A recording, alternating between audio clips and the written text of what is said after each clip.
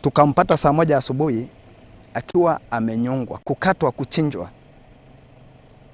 kuchinjwa kabisa, shingo inawekwa kando na amekatakatwa sehemu nyingi sana.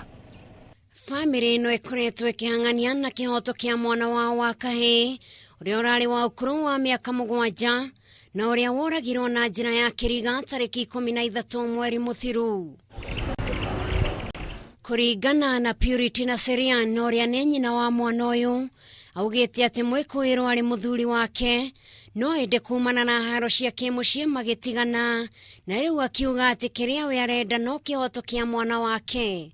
Tulipigiwa simu na kazini yangu, mtoto amepatikana kwa mahindi, lakini hawakunielezea au amekufa. Wakati nirudi nyumbani ndio nilikuta mtoto venye amefanyiwa. Hiyo siku wakati ndio nitoke kwake tulikuwa tumengengana, hata alikuwa anataka kunitandika, nilisaidiwa na watu wa plot. Oho ni mongereire na kuga ati mahuthirite mbeca nyingi gufuata cira uyu, makiuga ati kihoto ni gicerithirie kumana na thina wa murimu wa COVID-19, na riu makiuria mucirithania munene aingirire niguo guoya muingi uria menaguo thire. Sasa ile pesa tumetumia ni zaidi ya shilingi 1,100. Zile tumetumia tukijaribu kuingia pande hii, tunaingia pande hii, 1,100 imeenda. Na ile sasa tumeanza kukuta watu kuwaomba msaada ili tuweze kufaulu kufuata mtoto wetu vile alifanywa.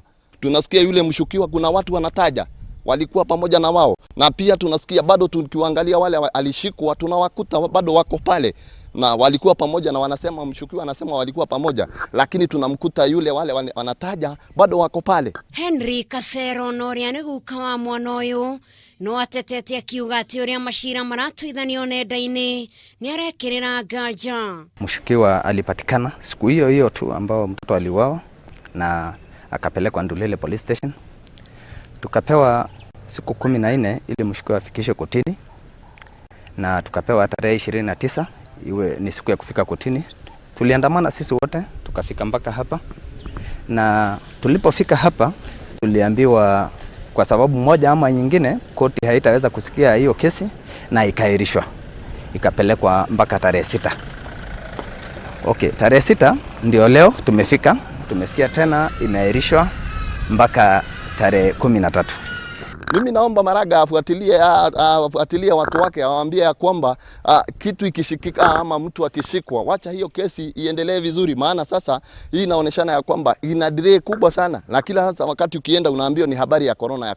Yenyewe ni corona ndio, lakini sisi tunaumia maana hakuna kazi tunafanya. Lakini hii kesi ikizidi kusukumwa mbele na tunaambiwa ni corona, si heri basi ikipelekwa siku moja hiyo kesi inaondoka kuliko kufuatiliwa kila mara kwa mara barabarani. Na riu kiria family no yetereire ni kuona ikinya rigitacukio.